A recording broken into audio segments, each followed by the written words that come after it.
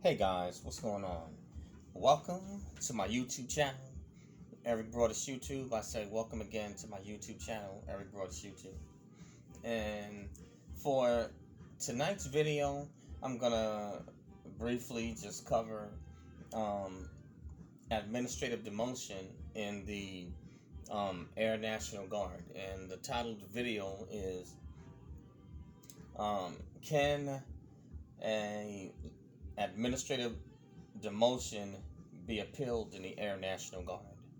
Again, it is can administrative demotion be appealed in the Air National Guard? And what has prompted me to come up with this subject is that I was just a brief dialogue in the comment section with with a subscriber pertaining to it, and I said I would see if I could research or find anything you know on the process, as I'm more familiar with the active duty side of the house because I served 20 years active duty, and the National Guard side I really was not familiar with in terms of how the appeal process works, with disciplinary action. Now, I do understand that when active, they still fall under UCMJ, but the guard units, are under the state, or the governor. Now, once activated and during a time of war, obviously they would fall in, with the rest of the active duty military, and deploy. But anyway, guys, let's roll with it. And so I'm using the this is a fact sheet that was prepared by the Texas State Defense Council. So this is where I'm going with, obviously for each state, and the for every state that obviously they have their National Guard, I believe a lot of it should pretty much be the same, and if there is, there would be very little difference or variance. But anyway, let's roll with it. So, AFI 362502. Okay, this is the Enlisted Airman Promotion Demotion Programs. Okay, and Chapter 11, what it does, it governs demotions within the Texas Air National Guard. Okay, airmen in the Texas National Guard, Air National Guard, they can be demoted either voluntarily or involuntarily. Okay, and so that is what this particular fact sheet is giving information and covering.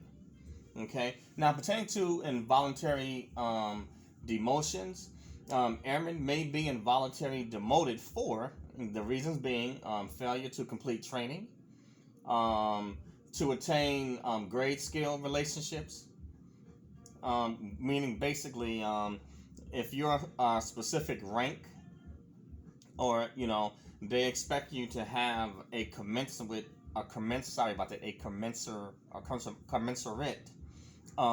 skill and grade level, to go with the rank.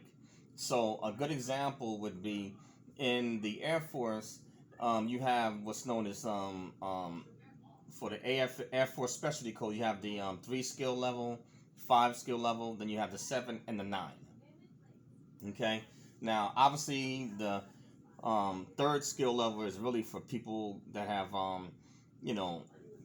gone from basic to tech school, and then they've done their CDCs now, career development courses. Now, in order to get the 5 skill level, you have to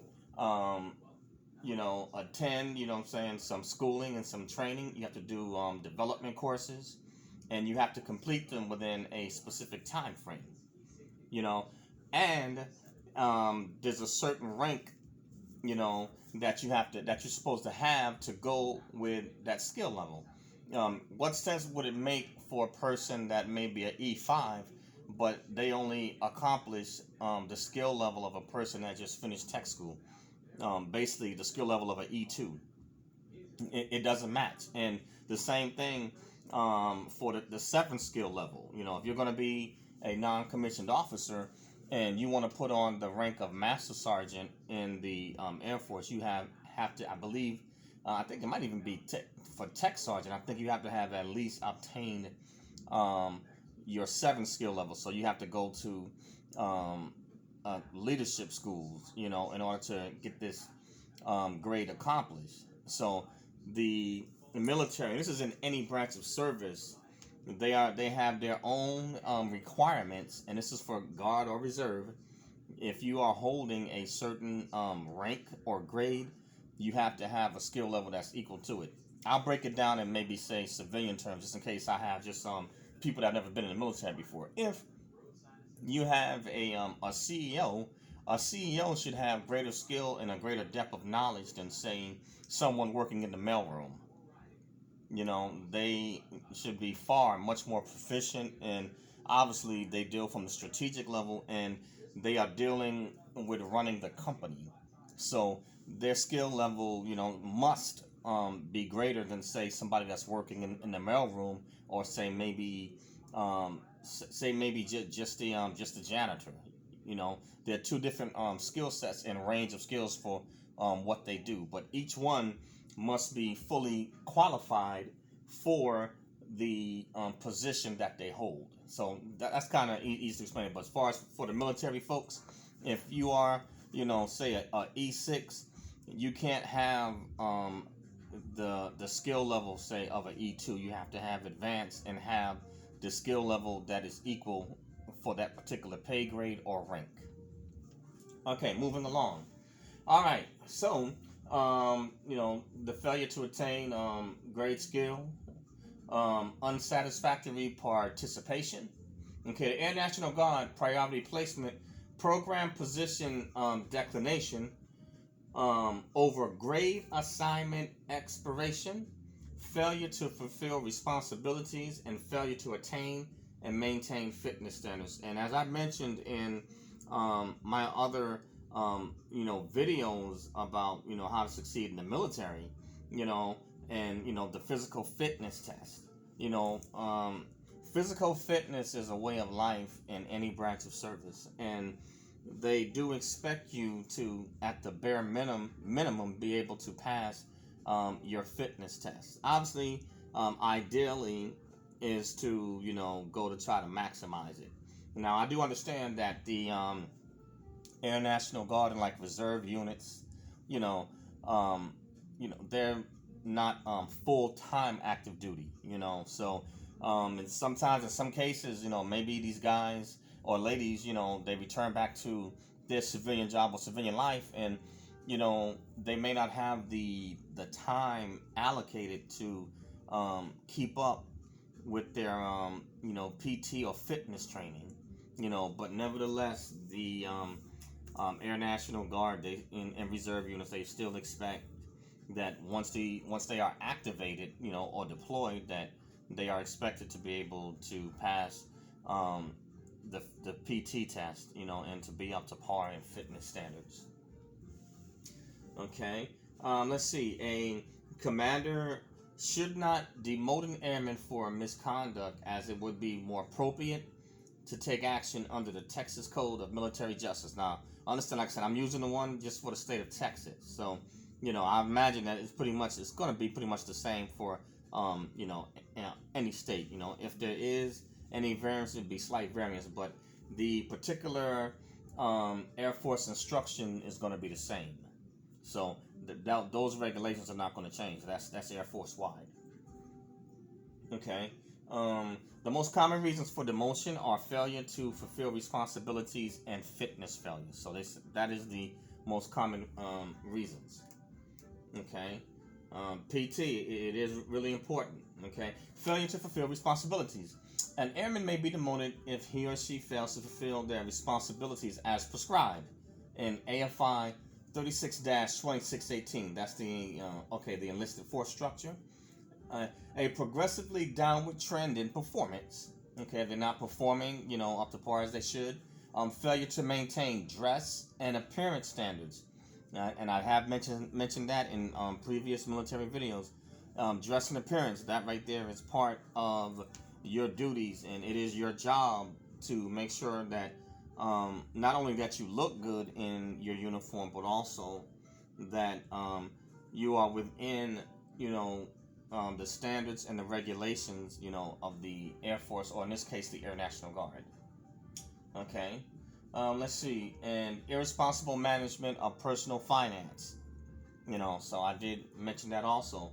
You know, the military doesn't play with your finances, so you have to stay on top of that. Let's see. Next one is, okay, obviously I've said that failure to maintain fitness standards. Okay, an airman may be demoted after unsatisfactory fitness assessments within a 36-month period. So, within, say, a 3-year period, you know, I'm not exactly sure how many times you can, you know, fail your PT test with the Air National Guards, but with the Air National Guard, sorry, but they're making a clear distinction that if you have, you know, a certain amount of failures of your physical fitness exams during a 3-year period, your commander can, you know, demote you. You know, yeah. All right, let's move on. Okay, procedure. All right. In terms of, let's see, appealing. Let's see, the procedure.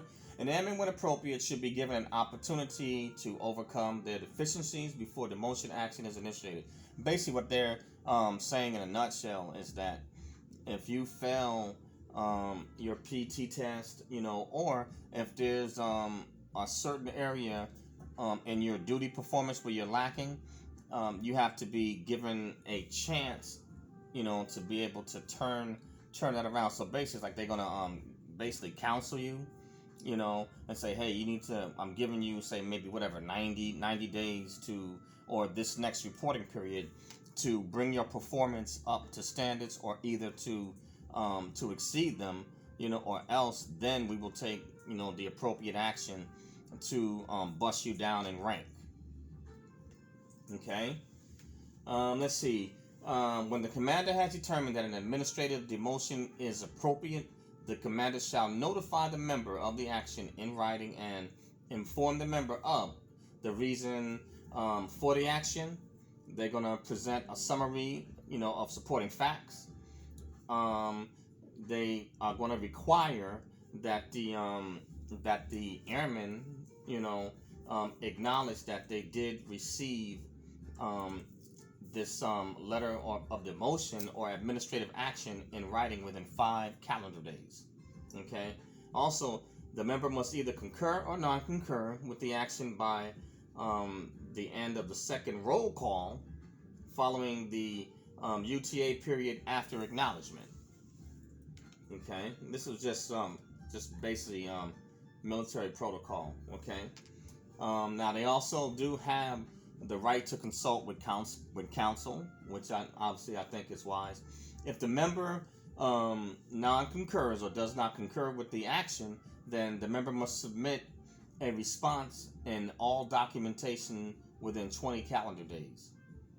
Okay, and they have to basically justify, you know, give justification with supporting documentation as to why they do not agree or concur with the commander's recommendations, you know, and whatever their supporting facts that he has given in his reason for demoting that particular individual. Okay, also, let's see, an explanation that his or her failure to respond will be construed as concurrence with the action. So basically, if you don't rebuttal it or say anything, then they will take that as, okay, this individual, they agree with this particular administrative action. Okay, now let's see. All right, a rebuttal statement is a chance for that member to reply and respond to the administrative demotion. Okay, the member, they can challenge the allegation, but they have to present you know, evidence from their side and have to provide you know, facts, and definitely mitigating facts, you know, that states, you know what I'm saying, why they believe that this administrative action is not right.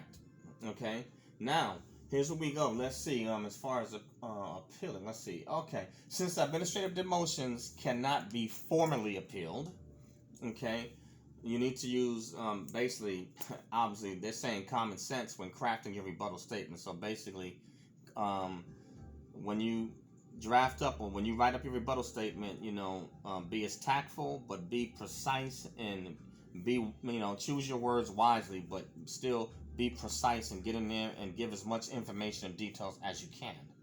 Okay, and the reason why they say this because they don't want you to get in trouble for disrespecting your commanding officer. Okay, and as part of the administrative demotion process, you do have the right to make a personal appearance, okay, with your commander. If you choose to make a personal appearance, you need to maintain your military bearing at all times. And amen to that. I know that's right, but I understand that sometimes, when the military takes certain administrative actions that we consider negative, and we are human, you can get a bit annoyed or pissed off, at the individual who's in a position of authority because you may perceive it as not being fair. And understand something: when you're dealing with military leadership, a lot of times, because of the way the military functions, it's not a democracy. You're dealing with these different personalities, and it's all about perception.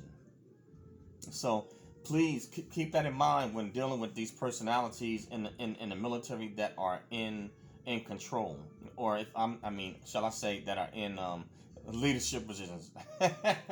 I'll just put it that way. Your commanding officers, or whether they're your supervisors, you got to remember it is all about perception. So you got to know how to adjust and how to deal, with these individuals, and also the situation. So that way, should anything happen, at least you can navigate through it as smoothly as possible and recover. That's the key thing. Even if you take a hit, if it can't be reversed, even if you take a hit, I'm saying that the bottom line is try to recover as quick as possible. You know what I'm saying? Because if it's not, even you can even recover from an Article 15.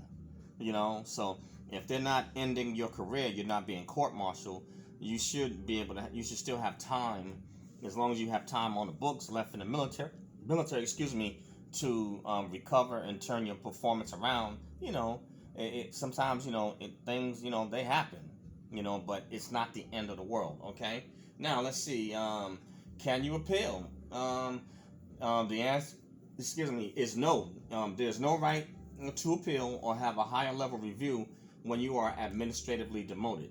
If you believe that the administrative demotion was in violation of applicable instructions, you should file a complaint with the IG or seek redress through the Air Force Board for the correction of military records. So that's pretty much all that you can do. You can file an IG complaint, and once they review your records, maybe they can see then if they can reverse it. Other than that, there's no formal way to appeal it. Okay. Now, for closing, administrative demotion, it is considered a serious action, and basically your commander has determined that your performance is not up to par, for the grade and rank, that you held. And if the performance doesn't improve within a certain time frame, then they can, either, push it to further severe action, or eventually wind up involuntarily separating you from the Air National Guard. But, that's pretty much it. And this is with the Air National Guard for the state of Texas. And I'll leave a link to this particular document. It'll be in the description, but for that subscriber that I had briefly, dialogue on the comments, this is all I came up with. I tried to look for it, but this is what I found. So basically, there's no way to appeal it. But know that it is not the end of the world. With the military, as long as you still got time on the books, performances can be turned around. They can be turned around. You just got to find out, okay, all right, what areas, am I lacking in, and you you take, your counsel, take your counseling, and you just work on those areas, and you can turn it back around and keep on moving on. Keep on moving on. I have a video out that talks about recovering from, I think, failure in the military. You know what I'm saying? And like I said, it does happen. But if you're not getting in Article 15, which you can recover from, or if you're not getting up for court martial, I mean, you can recover. Not the end of the world. But this is just some information. You know what I'm saying? That I'm putting out there. Just take a look at. And if you're in the Air National Guard or in the reserves, for each state, it is definitely going. It is should be pretty much the same, because it's governed by the same Air Force instructions. So it should be the same, but each state might have maybe a slight difference. But the Air Force instruction in the process, pretty much, it's still, that right there is uniform. That's going to be the same. But that's pretty much all I have, on this video. And again, the name of the video is "Can Administrative Demotion Be Appealed in the Air National Guard?" And the name of my channel is Eric Broadus YouTube. That's EricBroadus, YouTube, or ericbroadusyoutube.com. So please subscribe to my channel. Smash that bell to become a subscriber. Smash that like button and leave a comment, and hit the unlike button if you don't like it, or if you got something better. But everyone has a right to their opinion and to be heard. And so still leave a comment. And also, I have a podcast called Snack Thoughts. That's SnackThoughts. Snack Thoughts. And you can find my podcasts on Anchor, Spotify, Spreaker, Apple Podcasts, iTunes, Radio PBM, SoundCloud, and a host of other social media platforms. And lastly, I have started teaching classes on Skillshare on how to succeed in the military. And so I will be leaving my referral link in the description. So hey, hit that link and join the class. Sign up. Join the class. How to succeed in the military. And I eventually will be coming out with another course breaking down some other areas and giving knowledge in the military pertaining to leadership, communication, diversity. I'm going to be covering different ranges. But that's all I have for this one, guys. And have a good weekend and be safe. Peace out, guys, and see you on the next one.